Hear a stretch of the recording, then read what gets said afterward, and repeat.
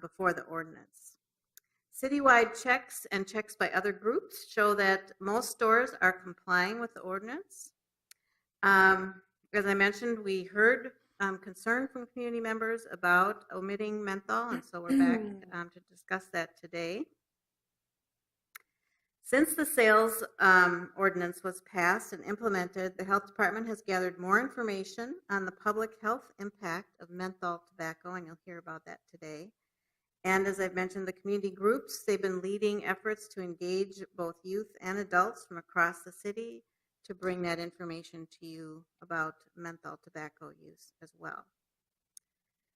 And so we're here today to share the broader context of menthol tobacco. Deanna will do that, and then to hear from the 3 community groups about their work.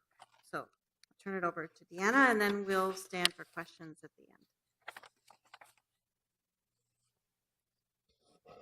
Welcome.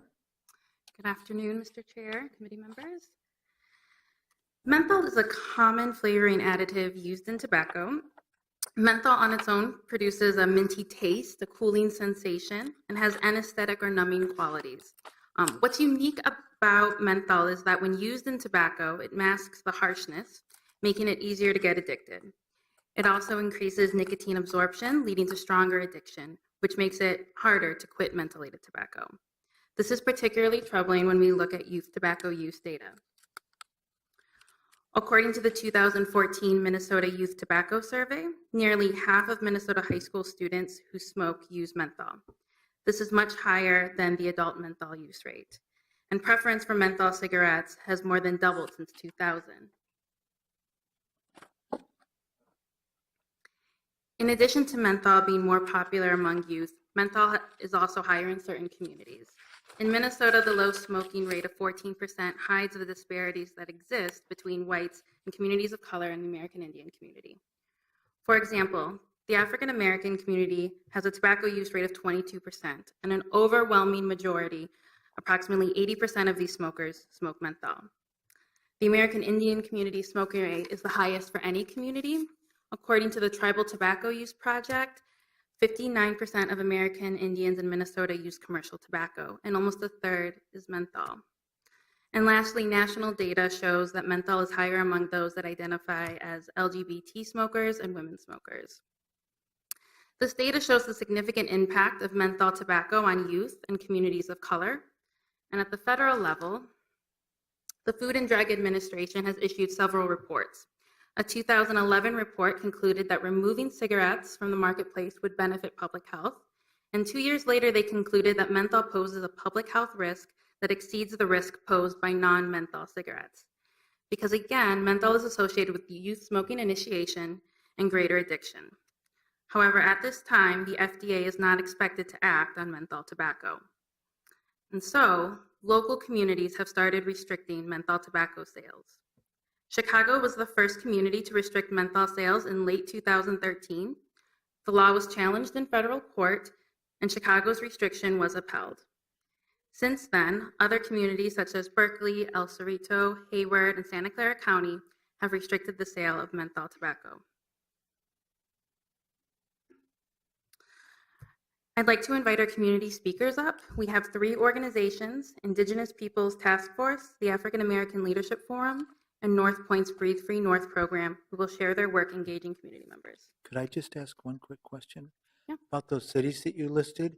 Did they restrict the sale by spacing to elementary schools or some other way? Chicago and Berkeley restricted sales within 500 feet of elementary schools. Okay. El Cerrito, Hayward, and Santa Clara County, those were just general menthol sales restrictions. Did they restrict the sale of menthol to adult-only tobacco shops, or they just banned? They did not? Some of them did include just adult tobacco onlys, and then some just had broad restrictions in their whole jurisdiction. Okay, interesting. Thank you. Now go ahead and introduce the. Great. So Indigenous Peoples Task Force.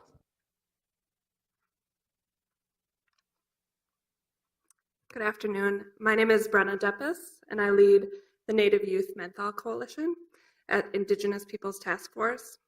It is important to know that commercial tobacco abuse within the Native community impacts both spiritual practices and physical health. Traditional tobacco is a part of Native spiritual practices used for prayer, during funerals, as gifts, and during ceremonies. I am here with 2 youth who started working with me in March 2016 to learn about menthol cigarette use within the community.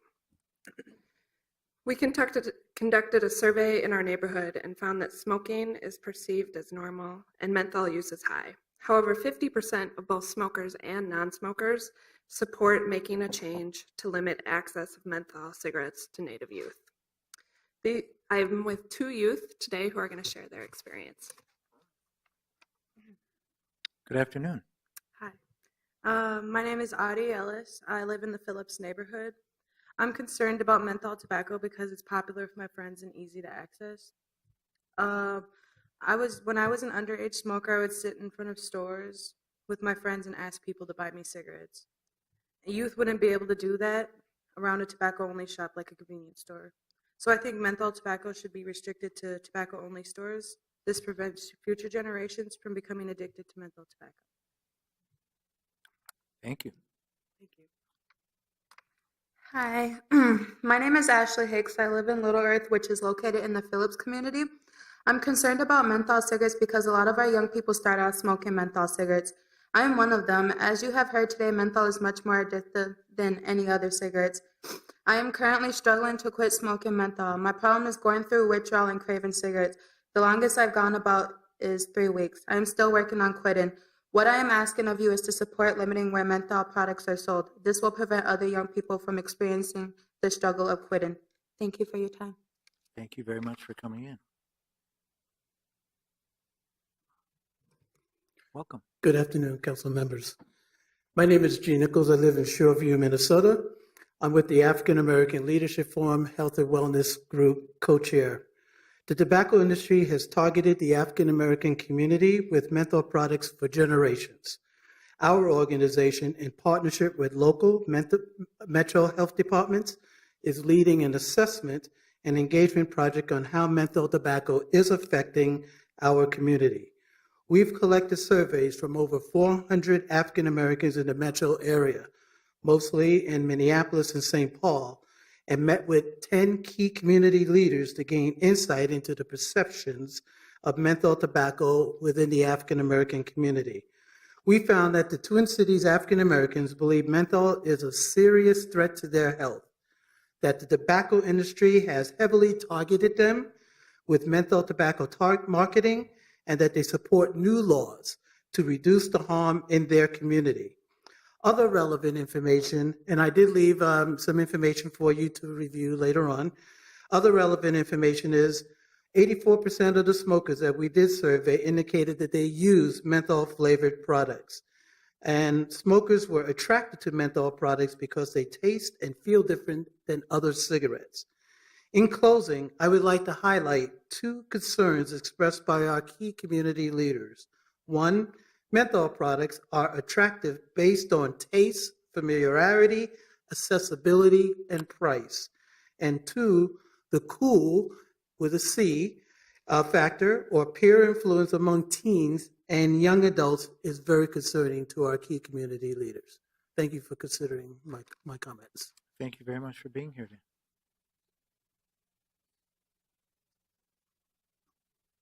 Hello. Welcome. Good Hi. afternoon. My name is Tatiana Margo, and I live in North Minneapolis. I am a member of the Breathe Free North group at North Point Health and Wellness. Our group works to reduce the harm tobacco causes African Americans who live in Minneapolis. Lately, we've been working to educate our community about the harms of menthol cigarettes. The tobacco industry targets my community with menthol advertising. Stores in my neighborhood are covered in ads for menthol cigarettes, and these products are available on nearly every corner. Because of this type of marketing, African Americans use menthol cigarettes more than any other group, and we suffer from higher rates of sickness caused by smoking. I think it is wrong that tobacco companies target me and members of my community with deadly products. I hope that the City Council will take action to protect my community from menthol cigarettes. I would like to show a video of some of our previous work in the community.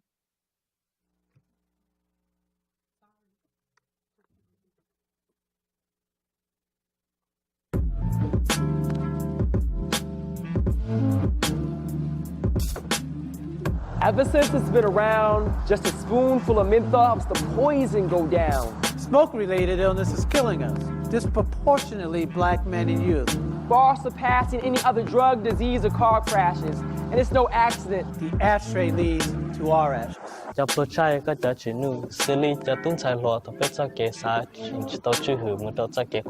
Sin embargo, esa no es la historia que ustedes nos cuentan. Ustedes, con sus anuncios, disfrazan el sabor de la muerte. Ustedes no nos dicen las tasas de la mortalidad, tampoco nos dicen lo que vamos a pagar, la deuda por cada aliento. You're betting on us to ignore the Surgeon General's warning. You improve profit margins when you profit off those in the margins, making us think you're our friends by giving us a bargain. Like a van, parked out on the corner giving away free sample cartons. It's all addictive, and menthol makes quitting even harder.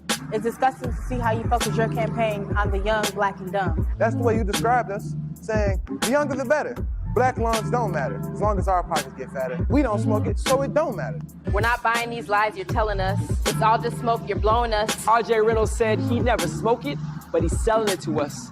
Sponsoring our favorite concerts, movies, and magazines. But we're here to tell you that we're on to your scheme. We see the ugly truths behind the smokescreen, the beautiful lies that we won't believe. Stop selling us these beautiful lies and ugly truths. Cause we ain't buying them. Cause we ain't buying them. Cause we ain't buying them. Cause I ain't buying them.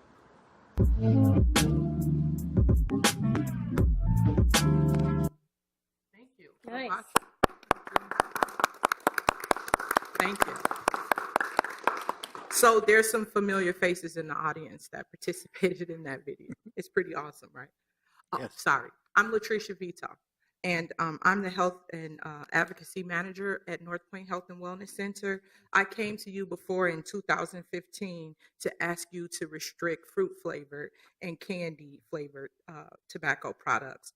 This council voted unanimously in support of this restriction. At that time, Councilmember Fry, you asked me about menthol. You said, why are we leaving this out? Like, what are we going to do about menthol? And we told you we'd be back. We're here. And so I agree with you. I agree that we need to remove the exemption for menthol, and now is the time to do that. We don't want to wait too long to do that. Thanks to tobacco company target marketing, menthol cigarettes are firmly embedded in the Black community. But it doesn't have to be this way. Over the past year, North Point has been working with a coalition of more than 30 people and 30 organizations to educate the community about the harms of menthol through a new campaign called The Beautiful Lie, Ugly Truth. That's one of the education videos that you just saw. This message is simple. The tobacco companies sell us beautiful lies about tobacco. Open almost any magazine and you will see images of beautiful and happy people in Newport ads. They've been doing this for decades. In the 1970s, they sold menthol cigarettes to my community by using Black Power messages. This systemic and nonstop targeting of the Black community continues to this day. As recently, a couple of months ago, RJ Reynolds, the company that makes the #1 menthol cigarette Newport, sent Reverend Al Sharpton to Minneapolis. I don't know if you heard, but I took him down. It was pretty good. But they sent him to a Black church while we were having a tobacco conference in St. Paul. So all of the advocates were all tied up in education, and there was a lunch meeting which Al Sharpton came to host at a church, and they were talking about menthol. It pains me to say that the tobacco companies have infiltrated my community with many leaders. I mean, Al Sharpton, for one, he's a leader in this community. A lot of people at that church couldn't believe that he was there for that reason. If it's Al Sharpton, it couldn't be anything bad.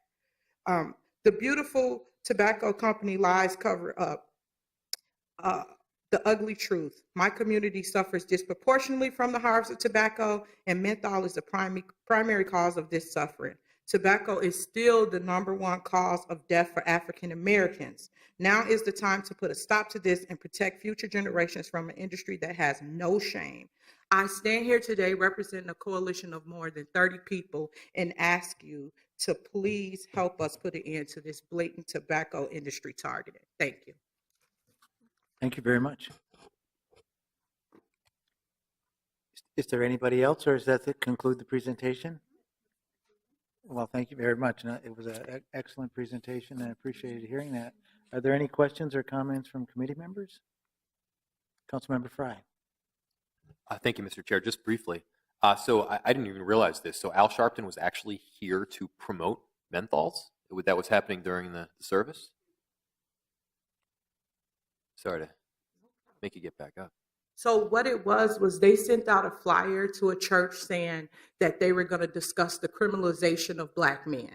It was around menthol tobacco. So it was like, I mean, I can send you an audio tape of it, but it was outrageous. They related the crime in Chicago to the sale of loose cigarettes. It was Al Sharpton, former Senator Kendrick Meeks, and then two law enforcement professionals. And they all spoke about different experiences around tobacco. One of them even cried. And it was they were favorable experiences? No, they were trying to say don't ban. They had this, they're saying banning menthol, so they were here speaking about not banning it. We should not ban it because Black men are going to be criminalized. Oh, there's okay, gonna I be understand what you're saying. There's going to be an now. Okay. underground market. The police will start targeting Black men for Newport cigarettes. I understand. Yes. Thank Okay. you. No problem.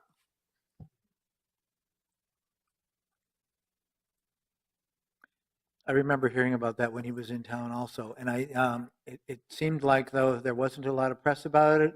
Somehow, whatever you did, probably yourself, or maybe in a coalition, softened what he was willing to say and be public about. So I appreciate that. I think this is definitely an issue that we've talked about a lot. We've thought about it a lot, and I know when we passed our flavored tobacco, we noticed there was an exemption for mint and menthol, and I think there's some interest on the council in taking it forward. I'm certainly going to be thinking about it, but I think for today, all I want to do with this is receive and file the report, and then we can strategize about it in the future. I do want to say that the more outreach and the more conversations in your community, the more support that you can build from the residents in the city of Minneapolis will only do your cause good. And you're already doing fantastic. But having youth come in and speak about this, and people who from different communities, and being organized about it will help us get the courage that we may need to take the step forward and take on the obvious opposition that you know will come forward. So on that note, I'll move to receive and file this awesome presentation. Seeing no discussion, all those in favor say aye. Aye. Any opposed? That motion carries. And then I don't see any other business before us, so this meeting is adjourned. Thank you, everybody.